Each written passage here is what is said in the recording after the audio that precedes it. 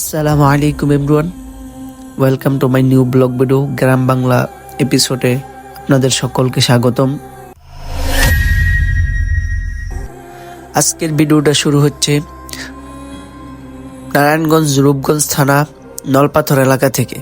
তো আমি মূলত নলপাথর এলাকায় আজকের ভিডিওটা শ্যুট করব। তো সর্বফার্স্টে আমরা চলে যাচ্ছি নলপাথর জামে মসজিদে। এটা হলো নলপাথর জামে মসজিদ, যেখানে আমি আগের বছর তারাবি পড়াইছিলাম। তো এটা হলো নলপাথর জামে মসজিদ, দুতলা বিশিষ্ট মসজিদ। তো এই মসজিদের অবদান বলতে গেলে পুরো নলপাথর এলাকাবাসী জুড়ে সকলের মেহনতের মাধ্যমেই এই মসজিদটা গড়ে ওঠে। অতবার আমি চলে যাচ্ছি নলপাথর রুহে মাদিনা মাদ্রাসায়। রাস্তার সাথেই এটা হলো এশিয়ান মেন রোড, যেটা গাউসিয়া টু গাজীপুর কুড়িল বিশ্ব রোড 300 ফিট। তো এটা হলো রাস্তার সাথেই নলপাথর এলাকা জুড়ে এই মাদ্রাসার অবস্থান। তো এটা হলো রুহে মাদিনা মাদ্রাসা। চলেন আমরা মাদ্রাসাটা ঘুরে আসি।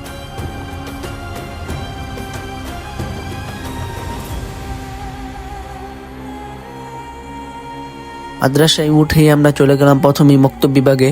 এটা হলো মক্তব বিভাগ, যেখানে আমপারা কোরআন শরীফ শেখানো হয়। মক্তব বিভাগের ছাত্ররা তারা মনোযোগ দিয়ে পড়াশোনা করতেছে। ওস্তাদ মাওলানা আমির হোসেন সাহেব উনি ক্লাস নিতেছেন। তারপর আমরা চলে আসলাম শিশু বিভাগে। এটা হলো শিশু বিভাগ। তো মাদ্রাসার জায়গার কারণে একটু সমস্যা হইতেছে, মাদ্রাসাটা ফুললিভাবে চালানো যাইতেছে না। তারপরও আপনারা মাদ্রাসার জন্য দোয়া করবেন, মাদ্রাসায় সহযোগিতা করবেন যেন আল্লাহ এই মাদ্রাসাকে কবুল করে নেয়। অতপর আমরা হেফজ বিভাগে চলে আসলাম। এটা হলো মাদ্রাসার হেফজ বিভাগে নুরানি বিভাগ। এখানে দেখতে পারতেছেন হাফেজ সাহেবরা কিভাবে পড়াশোনা করতেছে। সকলেই এখানে চবক পড়তেছে। রমজান মাস সকলেই রোজা রাখছে। তো মাদ্রাসা হলো দিনই এক পরিবেশ, যেখানে সকলেই পড়ালেখা করতে চায়। আল্লাহ তাআলা যাদেরকে কবুল করেন তারাই শুধু এই লাইনে টিকে থাকতে পারে।